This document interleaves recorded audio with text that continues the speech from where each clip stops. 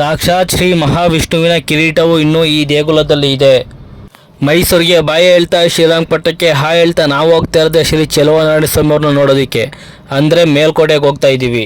ವಿಡಿಯೋನ ಸ್ಕಿಪ್ ಮಾಡದೆ ಕೊನೆ ತನಕ ನೋಡಿ. ನಾವು ಹೋಗ್ತಾ ಇರೋದು ಫಸ್ಟ್ ಯೋಗ ನರಸಿಂಹಸ್ವಾಮಿ ದರ್ಶನ ಮಾಡೋದಕ್ಕೆ.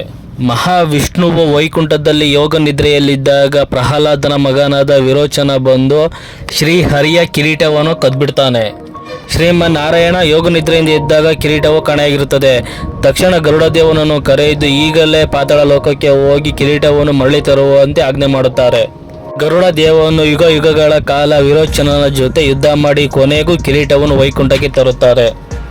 ಮಹಾವಿಷ್ಣುವು ವೈಕುಂಠದಲ್ಲಿ ಕಾಣಿಸೋದಿಲ್ಲ, ಏಕೆಂದರೆ ಶ್ರೀಕೃಷ್ಣನಾಗಿ ಭೂಮಿ ಮೇಲೆ ಜನ್ಮ ತಾಳಿರುತ್ತಾರೆ. ಗರುಡ ದೇವನು ಕೊನೆಗೂ ಶ್ರೀಕೃಷ್ಣನನ್ನು ಹುಡುಕಿ ಕಿರೀಟವನ್ನು ಕೊಡಲು ಹೋದಾಗ ಶ್ರೀಕೃಷ್ಣನು ಕಿರೀಟವನ್ನು ತೆಗೆದುಕೊಳ್ಳುವುದಿಲ್ಲ, ಏಕೆಂದರೆ ಶ್ರೀಕೃಷ್ಣನು ಮಹಾವಿಷ್ಣುವಿನ ಅವತಾರದಿಂದ ಶ್ರೀಕೃಷ್ಣನ ಜನ್ಮ ತಾಳಿರುತ್ತಾರೆ. ಭೂಮಿಯ ಮೇಲೆ ನನ್ನದೊಂದು ವಿಗ್ರಹ ಇದೆ, ಆ ವಿಗ್ರಹಕ್ಕೆ ಈ ಕಿರೀಟವನ್ನು ಹಾಕು ಎಂದು ಶ್ರೀಕೃಷ್ಣನು ಗರುಡ ದೇವನಿಗೆ ಹೇಳುತ್ತಾರೆ. ನಂತರ ಗರುಡ ದೇವನು ಆ ವಿಗ್ರಹವನ್ನು ಹುಡುಕಿಕೊಂಡು ಮೇಲುಕೋಟೆಗೆ ಬಂದು ಆ ವಿಗ್ರಹಕ್ಕೆ ಈ ಕಿರೀಟವನ್ನು ಅರ್ಪಿಸುತ್ತಾರೆ. ಪ್ರತಿ ವರ್ಷವೂ ಫಾಲ್ಗುಣ ಮಾಸದಲ್ಲಿ ಆ ವಿಗ್ರಹಕ್ಕೆ ಕಿರೀಟವನ್ನು ಹಾಕಿ ಇಲ್ಲಿ ವೈರಮುಡಿ ಉತ್ಸವ ನಡೆಸುತ್ತಾರೆ. ಹಾಗೂ ಇಲ್ಲಿರುವ ಕಲ್ಯಾಣಿಯು ದಕ್ಷಿಣ ಭಾರತದ 2ನೇ ಕಲ್ಯಾಣಿಯಾಗಿದೆ. ಈ ಕಲ್ಯಾಣಿಯಲ್ಲಿರುವ ನೀರು ಯಾವುದೇ ಬೇಸಿಗೆ ಬಂದರೂ ಸಹ ಯಾವುದೇ ಕಾರಣಕ್ಕೂ ಖಾಲಿಯಾಗಲ್ಲ.